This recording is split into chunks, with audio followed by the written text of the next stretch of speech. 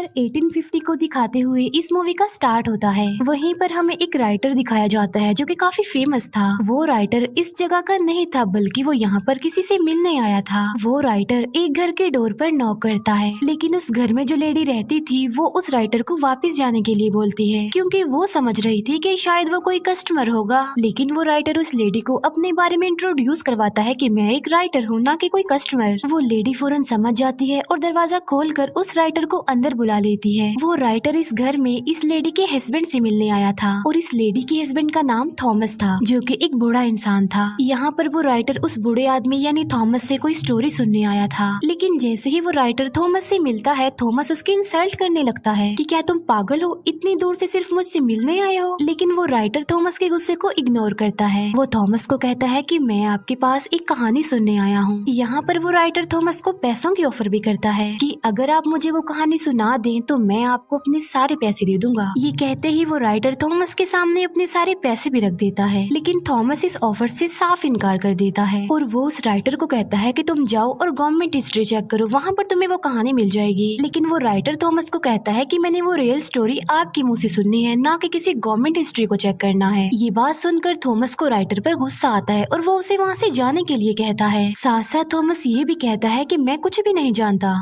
ये बात सुनकर वो राइटर अपसेट होकर वहाँ से जाने लगता है, लेकिन जो थॉमस की वाइफ होती है वो राइटर को वहाँ से जाने नहीं देती, वो उसका रास्ता रोक लेती है। थॉमस की वाइफ राइटर से माफी भी मांगती है उसके हस्बैंड के बिहेवियर पर। थॉमस की वाइफ राइटर को कहती है कि तुम उसकी किसी भी बात का माइंड मत करना, क्योंकि उस स्टोरी के बारे में थॉमस ने आज तक किसी को भी नहीं बताया, इवन मुझे भी नहीं। और यहाँ पर थॉमस की वाइफ खुद थॉमस के पास जाकर उससे रिक्वेस्ट करती है कि वो अपनी स्टोरी सुनाए और उस इंसिडेंट के बारे में जो उनके साथ पेश आया था। तो फाइनली थॉमस अपनी वाइफ की रिक्वेस्ट सुनकर स्टोरी सुनाने के लिए एग्री हो जाता है। दूसरी बात ये है कि वो लोग काफी गरीब थे, उन्हें पैसों की जरूरत भी थी, इस वजह से भी थॉमस को मानना पड़ता है। थॉमस उस राइटर को अपने पास बुलाता है और उससे कहता है कि मैं तुम्हें सिर्फ उतनी ही स्टोरी सुनाऊंगा जितनी तुम बर्दाश्त कर सकोगे, क्योंकि ये कोई आम बच्चों की कहानी नहीं थी बल्कि ये काफी दुखी कहानी थी। थॉमस बताता है कि ये मेरी लाइफ का एक ऐसा इंसिडेंट था जिसने मुझे चेंज कर दिया। और अब थॉमस अपनी कहानी सुनाना स्टार्ट कर देता है। ये ईयर 1820 होता है। ये उस वक्त की बात है जब समंदर में वेल का शिकार किया जाता था। अब क्योंकि वेल का ऑयल काफी महंगा था इसीलिए उसका शिकार किया जाता था। उस वक्त काफी लोग वेल के ऑयल का बिजनेस किया करते थे और ये चीज उनमें कोई नॉर्मल नहीं थी, बल्कि लोगों को तो वेल का शिकार करने का, उसका ऑयल निकालने का बहुत ज्यादा क्रेज था। इवन लोग इस बात पर बेट भी लगाया करते थे कि जितने भी शिप समंदर में जा रहे हैं उसमें से ज्यादा ऑयल कौन सा शिप लेकर आएगा। वहीं पर हमें एक पर्सन दिखाया जाता है जिसका नाम होता है ओवेन। ओवेन जो कि एक कंपनी के लिए काम करता था। ओवेन की एक वाइफ भी थी, इसका मतलब ये था कि वो अपनी लाइफ में बहुत खुश था। ओवेन जिस कंपनी के लिए काम किया करता था उनका काम भी ये था कि वो वेल्स का शिकार किया करते थे। जाहिर सी बात है ये कंपनी भी ऑयल हासिल करने के लिए ऐसा किया करती थी। ओवेन उस कंपनी के हेड से मिलता है। वो ओवेन को बताते हैं कि इस बार हम समंदर में वेल का शिकार करने के लिए अपना सबसे एक्सपेंसिव शिप भेजने वाले हैं। वो लोग ओवेन को कहते हैं कि उस शिप का ऑफिसर हम तुम्हें बनाकर भेजने वाले हैं। ये बात सुनकर ओवेन काफी अपसेट हो जाता है, क्योंकि इन लोगों ने ओवेन से प्रॉमिस किया था कि नेक्स्ट टाइम तुम ही कैप्टन बनोगे, लेकिन उन लोगों ने अपना वादा पूरा नहीं किया क्योंकि वो तो कैप्टन किसी और को बना रहे थे और जिसको वो कैप्टन बनाना चाहते थे उसका नाम जॉर्ज था। जॉर्ज असल में कंपनी के एक ऑनर का बेटा था। इस बार भी कंपनी के वो हेड्स ओवेन से प्रॉमिस करते हैं कि हम नेक्स्ट टाइम तुम्हें ही कैप्टन बनाएंगे। अब क्योंकि ओवेन एक काबिल इंसान था इसीलिए उसकी सैलरी बढ़ा दी जाती है और इसीलिए ओवेन उनकी ये बात मान लेता है और वो उन लोगों को कहता है कि मुझे रिटर्न फॉर्म में दो कि नेक्स्ट टाइम तुम मुझे ही कैप्टन बनाओगे। फिर हम देखते हैं कि ओवेन अपने सफर पर जाने के लिए तैयारियां वगैरह कर रहा था।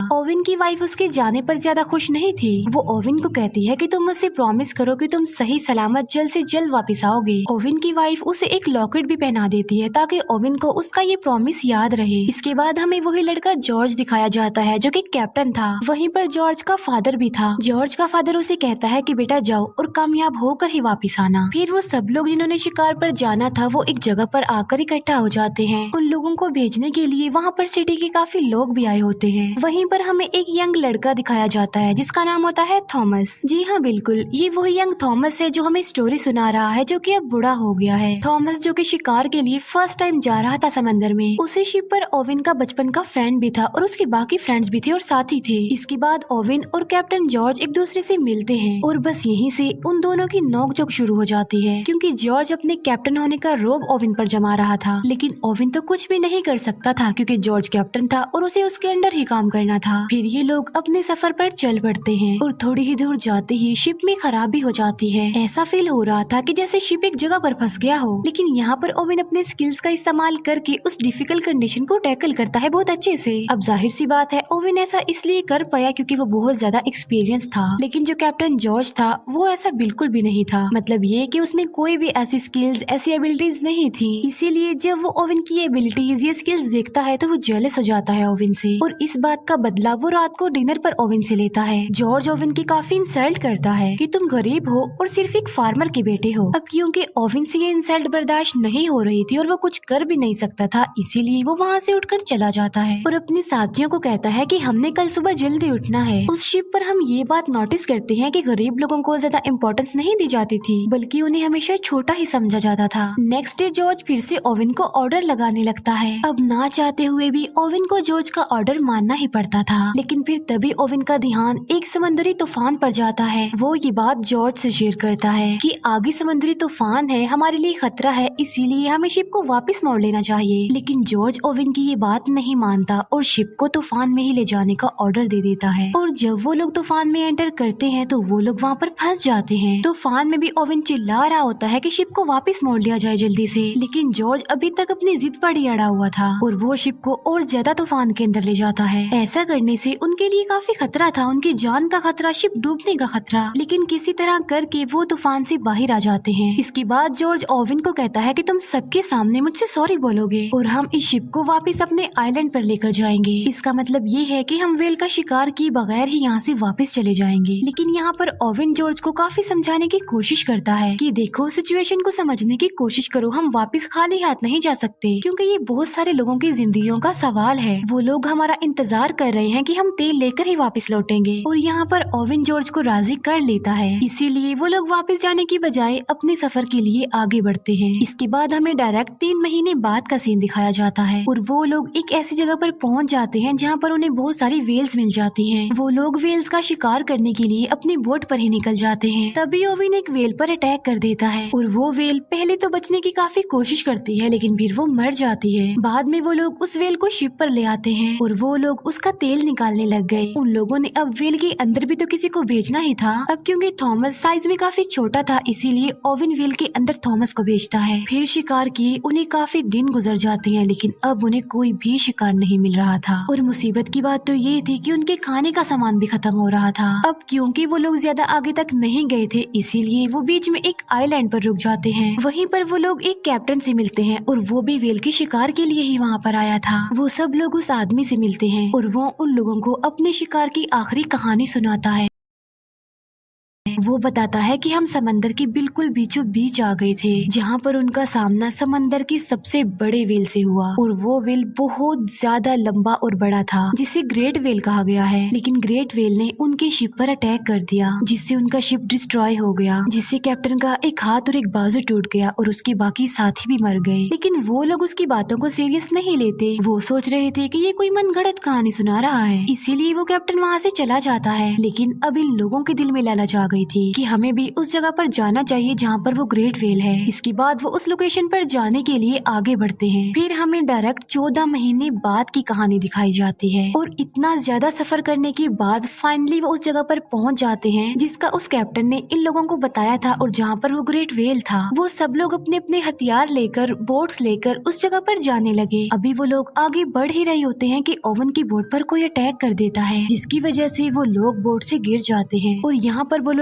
फर्स्ट टाइम अपनी आंखों के सामने इतना बड़ा वेल, वो ग्रेट वेल देखते हैं। ये बिल्कुल वैसा ही वेल था जैसे उस कैप्टन ने स्टोरी सुनाई थी, लेकिन वो ग्रेट वेल फिर वहाँ से जाने लगी। लेकिन ओवेन के जो बाकी साथी थे वो अभी तक बोट में ही बैठे हुए थे, इसीलिए मौके का फायदा उठाकर वो एक वेल पर अटैक कर देते हैं, जिससे वो वेल को तो मारने में कामयाब हो जाते हैं। लेकिन उन्हें ऐसा करता देख वो ग्रेट वेल देख लेती है, इसीलिए वो सीधा आकर उनकी शिप पर ही अटैक कर देती है, जिसकी वजह से शिप डूबने लगती है। जॉर्ज भी बोट में बैठा हुआ ये सब कुछ देख रहा था, इसीलिए वो उस वेल को वहीं पर छोड़कर वापस अपने शिप की तरफ आने लगता है। अब क्योंकि उनका शिप डूबने लगा था तो इसीलिए जॉर्ज सबको ऑर्डर देता है कि वो शिप को छोड़ दे जल्दी से। वो सब लोग अब बोट्स में आ गए और जितना भी खाना पीना उनके हाथ लग गया था वो उसे ले लेते हैं। इसके बाद नेक्स्ट मॉर्निंग हम देखते हैं कि वो वहाँ से निकलने के लिए समुद्री मैप को देख रहे थे, लेकिन उन लोगों का वहाँ से निकलना अब काफी मुश्किल हो गया था, क्योंकि वो लोग फिर से एक समुद्री तूफान में फंस चुके थे। इसी तूफान में ओवेन का बचपन का फ्रेंड भी काफी इंजर्ड हो जाता है। अब आहिस्ता आहिस्ता दिन गुजरने लगे। ओवेन अपनी जख्मी फ्रेंड की मदद किया करता था, जबकि ओवेन के बाकी साथियों को वो सिर्फ बोझ ही लग रहा था और कुछ नहीं। इसके बाद हमें 1 महीने बाद की स्टोरी दिखाई जाती है, जहाँ पर इन लोगों के पास अब खाना भी खत्म हो गया था। उनकी हालत इतनी ज्यादा खराब हो गई थी कि अनकरीब वो मरने वाले थे, लेकिन तभी उनके एक साथी को जमीन नजर आ जाती है, इसीलिए उन्हें थोड़ी तसल्ली हो जाती है और वो उस जमीन की तरफ जाने लगते हैं। अभी वो लोग बस किनारे तक पहुँचने ही वाले होते हैं कि ओवेन को वहाँ पर कुछ फील होता है, और वो कोई और नहीं बल्कि ग्रेट वेल थी, जो कि उन सारी बोट से टकरा जाती है और उनकी बोट्स टूट जाती हैं। तब वो लोग समंदर की लहरों के साथ किनारे तक पहुंच जाते हैं, और अब उन लोगों की हालत किसी जानवर से कम तो नहीं थी। यानी आइलैंड पर आकर उन्हें जो कुछ भी मिलता जा रहा था वो उसे ही खा रहे थे जिंदा रहने के लिए। फिर जॉर्ज अपने साथियों को आग जलाने के लिए बोलता है, जिससे होगा ये कि अगर समंदर में कोई शिप होगा तो वो उन लोगों को देख लेगा और उन्हें वहाँ से ले जाएगा। जहाँ पर वो लोग रह रहे थे वो एक बंजर आइलैंड था, वहाँ पर कोई आबादी नहीं थी। फिर एक दिन खाने की तलाश में उन्हें उस आइलैंड पर एक केव मिल जाती है, जिसके अंदर बहुत सारे लोगों के स्केलेटन्स पड़े हुए थे। इसका मतलब ये है कि वहाँ पर पहले भी लोग आकर फंस चुके थे, लेकिन उनकी हेल्प के लिए कोई नहीं आया। इसीलिए वो लोग सोच रहे थे कि वो भी एक दिन उन्हीं लोगों की तरह मर जाएंगे। फिर वो लोग वहाँ से निकलने का फैसला करते हैं और अपने टूटी हुई बोट्स को रिपेयर करने लगते हैं। उनमें से कुछ लोग आइलैंड पर रहने का ही डिसाइड करते हैं, और उन लोगों में ओवेन का बचपन का फ्रेंड भी शामिल था। लेकिन जाते जाते ओवेन अपने फ्रेंड से प्रॉमिस करके जाता है कि मैं तुम्हारे लिए हेल्प जरूर लेकर आऊंगा।